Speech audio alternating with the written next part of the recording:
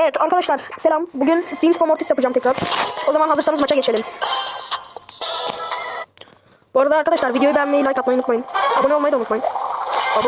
Lan biz bu maçı nasıl kazanacağız? Herkes antim oğlum, bu ne? Reis sakin. Kral sakin ol. Eyeliner sakin ol. Hop hop Baba Pro. Baba Pro Mortis.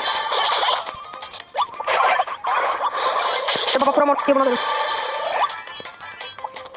Beni yakalayamazsın Suboxy. Beyinsiz. TTM kablo dur. Hayır. Bir kişinin ölmesi lazım. O bir kişi ben değilim. Oha. Neyse arkadaşlar. Güzel maçtı. Gördüğünüz gibi 1400 Mortis yaptık. Ayrıca 13.900 koymuşum. Star hediyesinden bir şey çıkmadı ya. Neyse. 1000 altımızı da alalım sizinle birlikte. O zaman bir sonraki videoda görüşürüz. Bay bay.